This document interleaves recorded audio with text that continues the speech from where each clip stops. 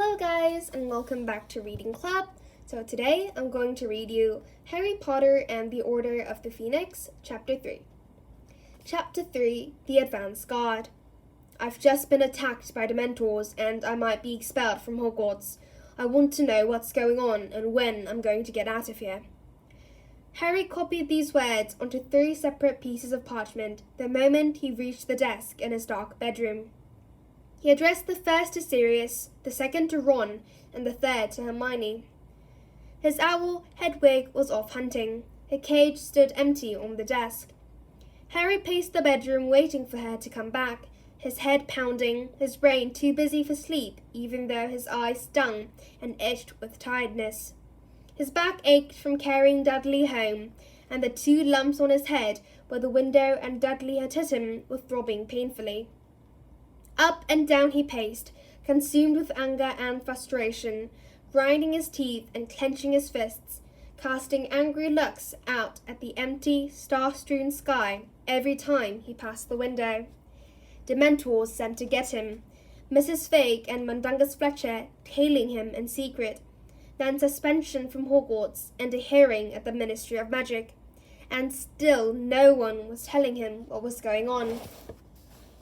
And what had that howler been about, whose voice had echoed so horribly, so menacingly through the kitchen? Why was he still trapped here without information? Why was everyone treating him like some naughty kid? Don't do any more magic, stay in the house. He kicked his school trunk as he passed it, but far from relieving his anger, he felt worse, as now he had a sharp pain in his toe to deal with, in addition to the pain in the rest of his body. Just as he limped past the window, Hedwig soared through it with a soft rustle of wings like a small ghost. "About time," Harry snarled as she landed lightly on top of her cage. "You can put that down. I've got work for you." Hedwig's large, round, amber eyes gazed reproachfully at him over the dead frog clamped in her beak. "Come here," said Harry, picking up the 3 small rolls of parchment and a leather thong and tying the scrolls to his scaly leg. "Take these straight to Sirius, Ron, and Hermione, and don't come back here without good, long replies. Keep pecking them till they've written decent-length answers if you've got to. Understand?"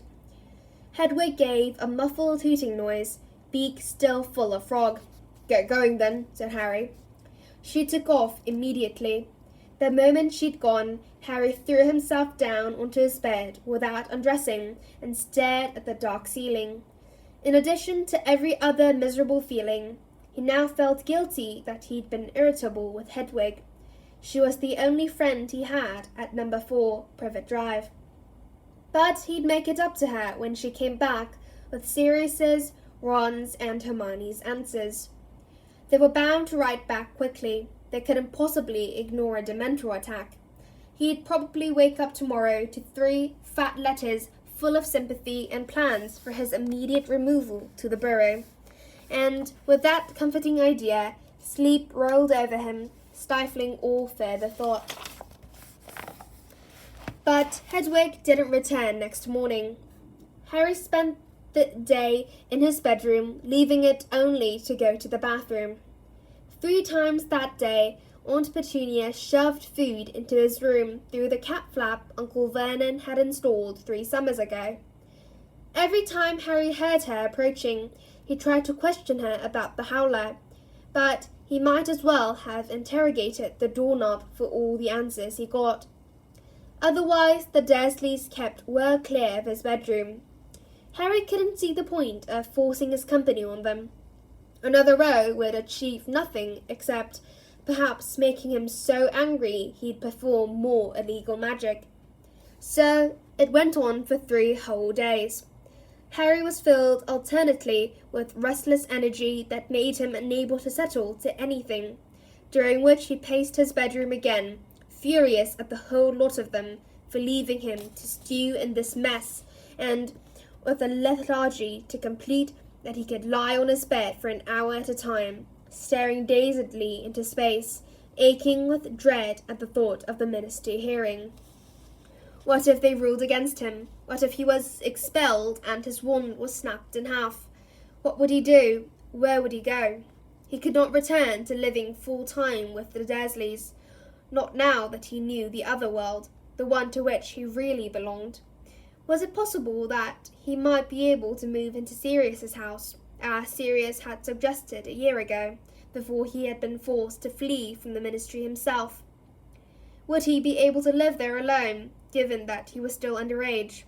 Or would the matter of where he went next be decided for him?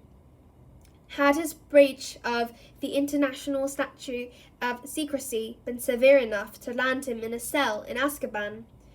Whenever this thought occurred, Harry invariably slid off his bed and began pacing again.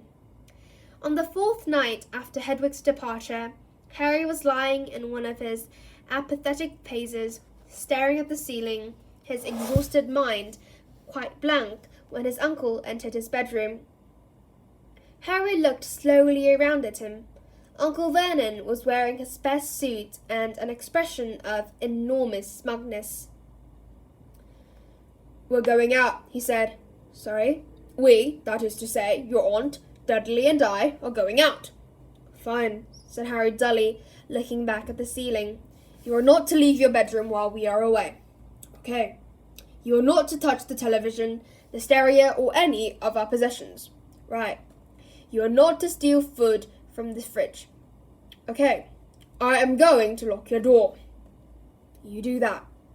Uncle Vernon glared at Harry, clearly suspicious of this lack of argument, then stomped out of the room and closed the door behind him. Harry heard the key turn in the lock and Uncle Vernon's footsteps walking heavily down the stairs. A few minutes later, he heard the slamming of car doors, the rumble of an engine, and the unmistakable sound of the car sweeping out of the drive. Harry had no particular feeling about the Dursleys leaving. It made no difference to him whether they were in the house or not. He could not even summon the energy to get up and turn on his bedroom light. The room grew steadily darker around him as he lay listening to the night sounds through the window he kept open all the time, waiting for the blessed moment when Hedwig returned. The empty house creaked around him. The pipes gurgled. Harry lay there in a kind of stupor, thinking of nothing, suspended in misery. And then, quite distinctly, he heard a crash in the kitchen below. He sat bolt upright, listening intently. The Dursleys couldn't be back. It was much too soon, and in any case, he hadn't heard their car. There was silence for a few seconds, and then he heard voices. Burglars, he thought, sliding off the bed onto his feet. But a split second later, it occurred to him that burglars would keep their voices down, and whoever was moving around in the kitchen was certainly not troubling to do so.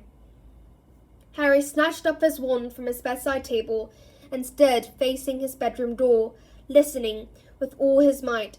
Next moment, he jumped as the lock gave a loud click and his door swung open. Harry stood motionless, staring through the open door at the dark upstairs landing, straining his ears for farther sounds. But none came. He hesitated for a moment, and then moved swiftly and silently out of his room to the head of the stairs. His heart shot upward into his throat. There were people standing in the shadowy hall below, silhouetted against the streetlight glowing through the glass door. 8 or 9 of them all, as far as he could see, looking up at him. "Lower your wand, boy, before you take someone's eye out," said a low, growling voice. Harry's heart was thumping uncontrollably. He knew that voice, but he did not lower his wand. "Professor Moody," he said uncertainly. "I don't know so much about Professor," growled the voice. "Never got around to much teaching, did I? Get down here, we want to see you properly." Harry lowered his wand slightly, but did not relax his grip on it, nor did he move. He had very good reasons to be suspicious. He had recently spent 9 months in what he thought was Mad-Eye Moody's company, only to find that it wasn't Moody at all, but an impostor. An impostor, moreover, who had tried to kill Harry before being unmasked. But before he could make a decision about what to do next, a second, slightly harsh voice floated upstairs. "It's all right, Harry. We've come to take you away." Harry's heart leapt. He knew that voice too, though he hadn't heard it for more than a year. "Professor Lupin," he said disbelievingly, "is that you?" "Why are we all standing in the dark?" said a third voice, this one completely unfamiliar, a woman's. "Lumos." A wand tip flared, illuminating the hall with magical light. Harry blinked. The people below were crowded around the foot of the stairs, gazing intently up at him, some craning their heads for a better look. Remus Lupin stood nearest to him. Though still quite young, Lupin looked tired and rather ill. He had more grey hair than when Harry had said goodbye to him, and his robes were more patched and shabbier than ever. Nevertheless, he was smiling broadly at Harry, who tried to smile back through his shock. "Oh, he looks just like I thought he would," said the witch, who was holding her lint wand aloft. She looked the youngest there. She had a pale, heart-shaped face, dark, twinkling eyes, and short, spiky hair that was a violent shade of violet. "Watch her, Harry." "Yes, I see what you mean, Remus," said a bald, black wizard standing farthest back. He had a deep, slow voice and wore a single gold hoop in his ear. "He looks exactly like James." "Except the eyes," said a wheezy-voiced, silver-haired wizard at the back. "Lily's eyes." Mad-Eye Moody, who had long, grizzled grey hair and a large chunk missing from his nose, was squinting suspiciously at Harry through his mismatched eyes. One of the eyes was small, dark and beady, the other large, round and electric blue, the magical eye that could see through walls, doors and the back of Moody's own head. "Are you quite sure it's him, Lupin?" he growled. "It'd be a nice lookout if we bring him some Death Eater impersonating him. We ought to ask him something only the real Potter would know, unless anyone brought any Veritaserum." "Harry, what form does your Patronus take?" said Lupin. "A stag," said Harry nervously. "That's him, Mad-Eye," said Lupin. Harry descended the stairs, very conscious of everybody still staring at him, stowing his wand into the back pocket of his jeans as he came. "Don't put your wand there, boy," roared Moody. "What if it's ignited? Better wizards than you have lost buttocks, you know." "Who do you know who's lost a buttock?"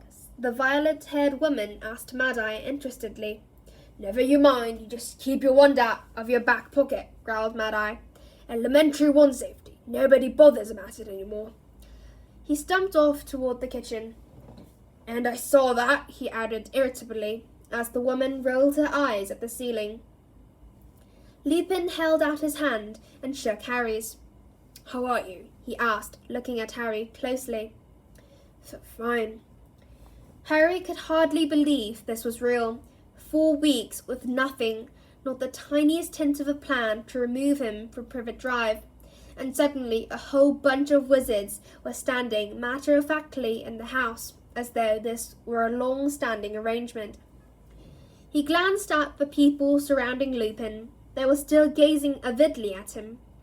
He felt very conscious of the fact that he had not combed his hair for 4 days.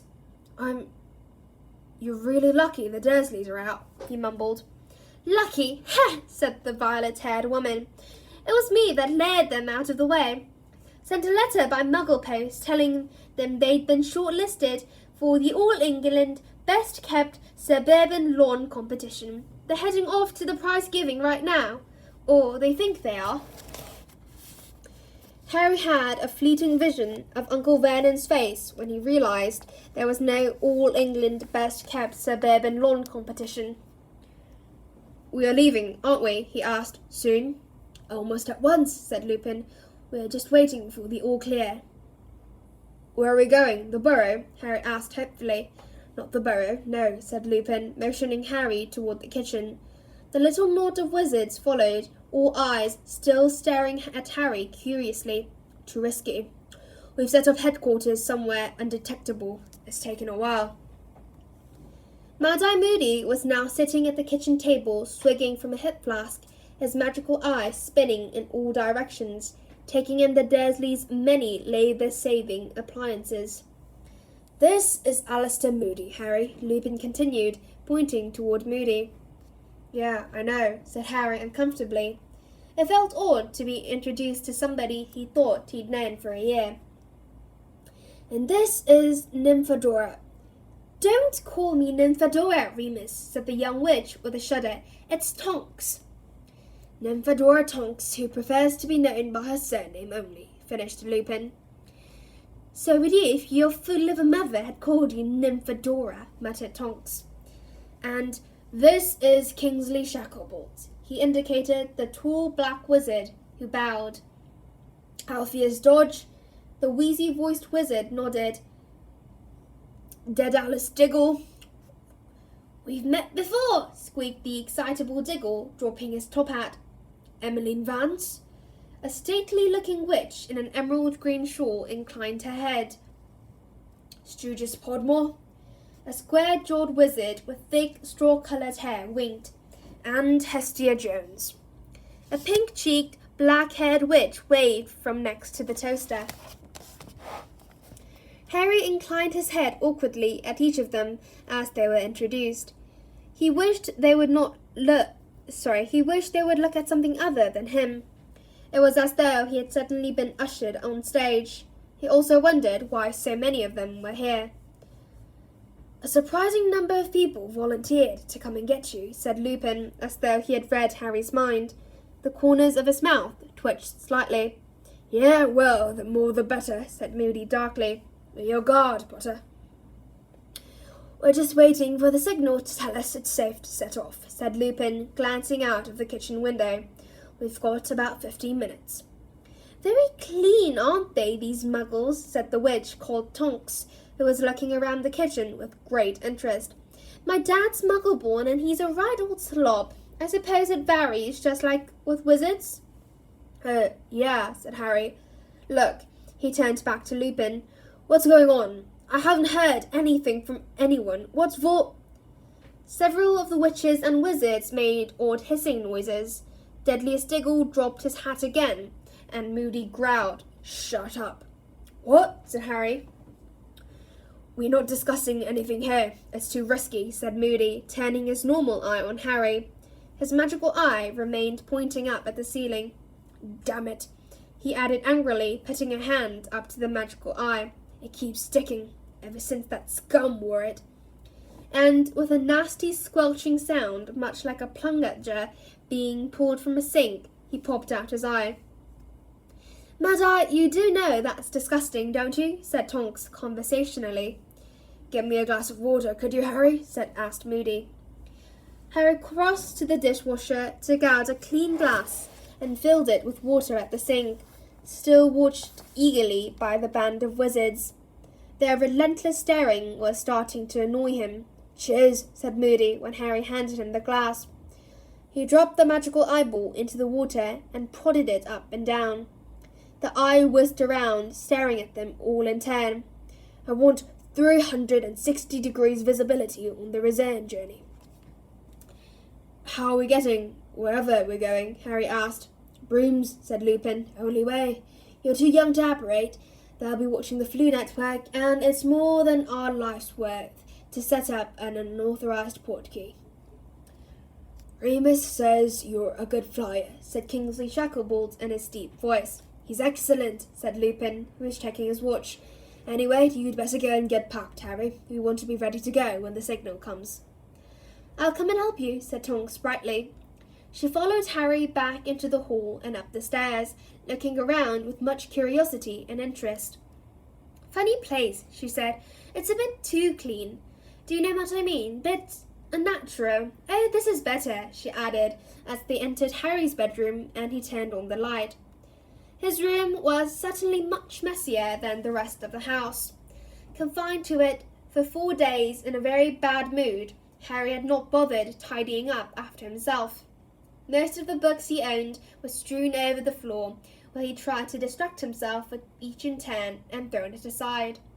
Hedwig's cage needed cleaning out and was starting to smell, and his trunk lay open, revealing a jumbled mixture of Muggle clothes and wizard's robes that had spilled onto the floor around it. He started picking up books and throwing them hastily into his trunk. Tonks paused at his open wardrobe to look critically at her reflection in the mirror on the inside of the door. "You know, I don't think purple's really my colour," she said pensively, tugging at a lock of spiky hair. "Do you think it makes me look a bit peaky?" Said Harry, looking up at her over the top of Quidditch teams of Britain and Ireland. "Yeah, it does," said Tonks decisively. She screwed up her eyes in a strained expression as though she was struggling to remember something. A second later, her hair had turned bubblegum pink. "How did you do that?" said Harry, gaping at her as she opened her eyes again. "I'm a metamorphagus," she said, looking back at her reflection and turning her head so that she could see her hair from all directions. "It means I can change my appearance at will," she added, spotting Harry's puzzled expression in the mirror behind her. "I was born one. I got top marks in concealment and disguise during Auror training without any study at all. It was great." "You're an Auror?" said Harry, impressed. Being a dark wizard catcher was the only career he'd ever considered after Hogwarts. "Yeah," said Tonks, looking proud. "Kingsley is as well. He's a bit higher up than I am, though. I only qualified a year ago. Nearly failed on stealth and tracking. I'm dead clumsy. Did you hear me break that plate when we arrived downstairs?" "Can you learn how to be a metamorphagus?" Harry asked her, straightening up, completely forgetting about packing. Tonks chuckled. "Bet you wouldn't mind hiding that scar sometimes, eh?" Her eyes found the lightning-shaped scar on Harry's forehead. "No, I wouldn't mind," Harry mumbled, turning away. He did not like people staring at his scar.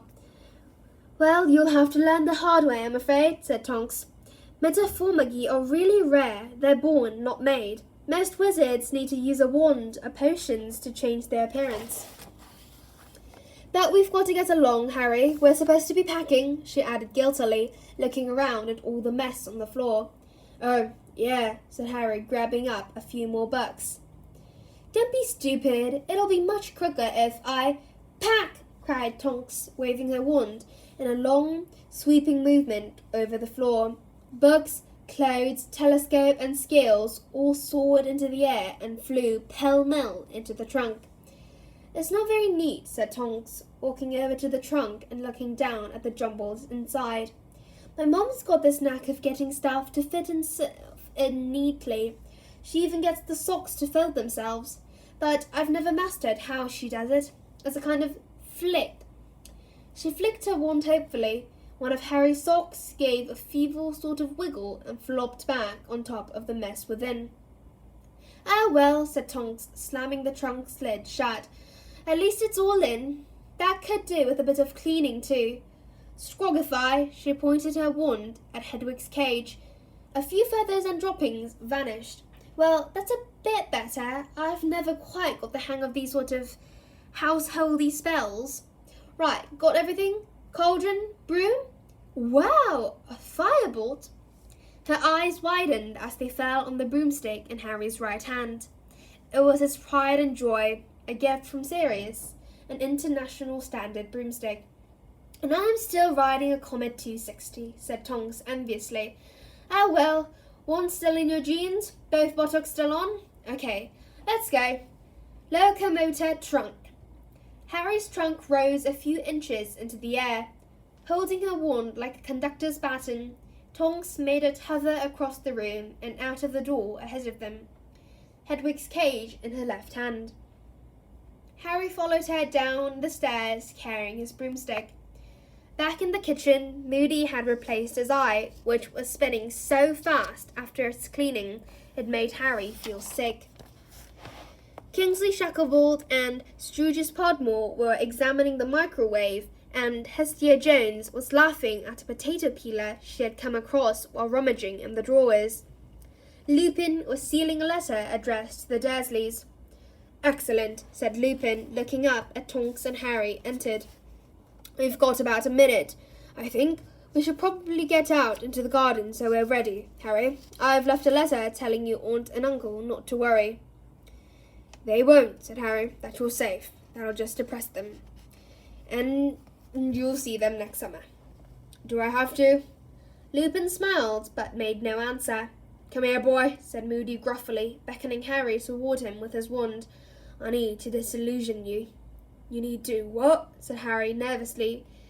"Disillusionment charm," said Moody, raising his wand. "Lupin says you've got an invisibility cloak, but it won't stay on while we're flying. This'll disguise you better. Here you go." He rapped Harry hard on the top of the head, and Harry felt a curious sensation as though Moody had just smashed an egg there. Cold trickleness seemed to be running down his body from the point the wand had struck. "Nice one, Hand-Eye," said Tonks appreciatively, staring at Harry's midriff. Harry looked down at his body, or rather what had been his body, for it didn't look anything like his anymore. It was not invisible. It had simply taken on the exact colour and texture of the kitchen unit behind him. He seemed to have become a human chameleon. "Come on," said Moody, unlocking the back door with his wand. They all stepped outside onto Uncle Vernon's beautifully kept lawn. "Clear night," grunted Moody, his magical eye scanning the heavens. "Could have done with a bit more cloud cover. Right, you," he barked at Harry. "We're going to be flying in close formation. Tonks will be right in front of you. Keep close on her tail. Lupin will be covering you from below. I'm going to be behind you. The rest will be circling us. We don't break ranks for anything, got me? If one of us is killed—" "Is that likely?" Harry asked apprehensively, but Moody ignored him. "The others keep flying. Don't stop, don't break ranks. If they take out all of us and you survive, Harry, the rear guards are standing by to take over. Keep flying east and they'll join you."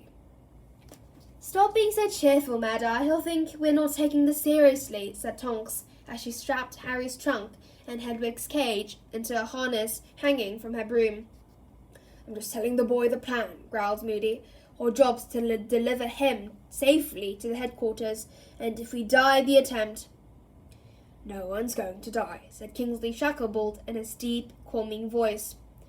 "Mount your brooms. That's the first signal," said Lupin sharply, pointing into the sky. Far, far above them, a shower of bright red sparks had flared among the stars. Harry recognized them at once as wand sparks. He swung his right leg over his firebolt, gripped his handle tightly, and felt it vibrating very slightly, as though it was as keen as he was to be up in the air once more. "Second signal, let's go," said Lupin loudly, as more sparks, green this time, exploded high above them. Harry kicked off hard from the ground. The cool night air rushed through his hair as the neat, square gardens of Privet Drive fell away, shrinking rapidly into a patchwork of dark greens and blacks. And every thought of the ministry hearing was swept from his mind as though the rush of air had blown it out of his head.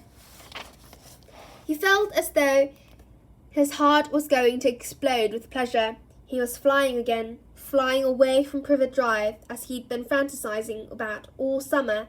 He was going home. For a few glorious moments, all his problems seemed to recede into nothing, insignificant in the vast, starry sky. Hard left, there's a muggle looking up," shouted Moody from behind him. Tonks swerved, and Harry followed her, watching his trunk swinging wildly beneath her broom. "We need more hard. Give it another quarter of a mile." Harry's eyes watered in the chill as they soared upwards. He could see nothing below now but tiny pinpricks of light that were car headlights and street lamps. 2 of those tiny lights might belong to Uncle Vernon's car. The Dursleys would be heading back to their empty house right now, full of rage about the non-existent lawn competition.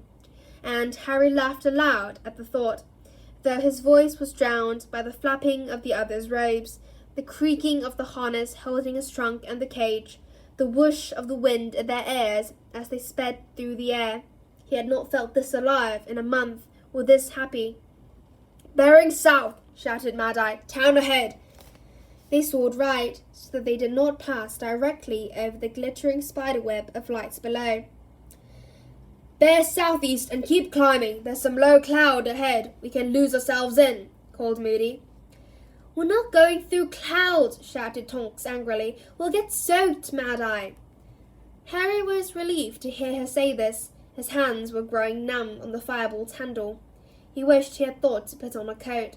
He was starting to shiver. They altered their course every now and then according to Mad-Eye's instructions. Harry's eyes were screwed up against the rush of icy wind that was starting to make his ears ache. He could remember being this cold on a broom only once before, during the Quidditch match against Hufflepuff in his third year, which had taken place in a storm. The guard around him was circling continuously like giant birds of prey. It felt like an hour at least. Harry lost track of time. He wondered how long they had been flying. It felt like an hour at least. "Turning southwest," yelled Moody. "We want to avoid the motorway." Harry was now so chilled that he thought longingly for a moment of the snug, dry interiors of the cars streaming along below. Then, even more longingly, of travelling by Floo powder. It might be uncomfortable to spin around in fireplaces, but it was at least warm in the flames. Kingsley Shacklebolt swooped around him, bald pate and earring gleaming slightly in the moonlight. Now Emmeline Vance was on his right, her wand out, her head turning left and right.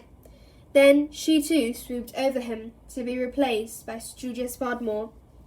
"We ought to double back for a bit, just to make sure we're not being followed," Moody shouted. "Are you mad, Mad-Eye?" Tonks screamed from the front. "We're all frozen to our brooms. If we keep going off course, we're not going to get there until next week. We're nearly there now." "Time to start the descent," came Lupin's voice. "Follow Tonks, Harry." Harry followed Tonks into a dive. They were heading for the largest collection of lights he had yet seen. A huge, sprawling, criss-crossing mass, glittering in lines and grids, interspersed with patches of deepest black.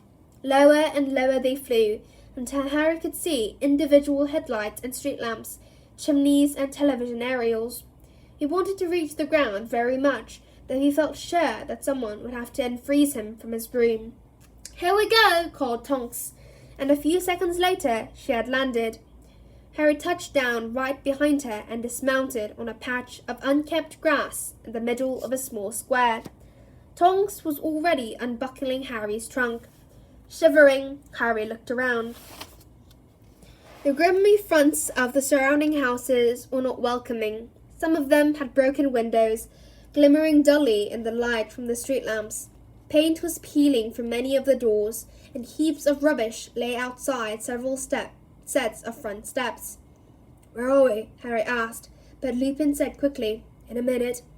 Moody was rummaging in his cloak, his gnarled hands clumsy with coals. "Got it," he muttered, raising what looked like a silver cigarette lighter into the air and clicking it. The nearest street lamp went out with a pop. He clicked the unlighter again. The next lamp went out. He kept clicking until every lamp in the square was extinguished, and the only light in the square came from curtained windows and the sickle moon overhead. "Borrowed it from Dumbledore," growled Moody, pocketing the put-outer. "That'll take care of any muggles looking out of the window. See? Now, come on, quick." He took Harry by the arm and led him from the patch of grass, across the road and onto the pavement. Lupin and Tonks followed, carrying Harry's trunk between them, and the rest of the guard, all with their wands out, flanking them. The muffled pounding of a stereo was coming from an upper window in the nearest house. A pungent smell of rotting rubbish came from the pile of bulging bin bags just inside the broken gate. "Here," Moody muttered, thrusting a piece of parchment toward Harry's disillusioned hand and holding his lit wand close to it, so as to illuminate the writing. "Read quickly and memorize." Harry looked down at the piece of paper. The narrow handwriting was vaguely familiar. It said, "The headquarters of the Order of the Phoenix may be found at number 12, Grimmauld Place, London." So that's the end of this chapter. I hope you enjoyed it, and if you did, please click many likes and subscribe Reading Club so I'll come back later with a new and improved channel. Thank you for listening, guys. See you next Sunday.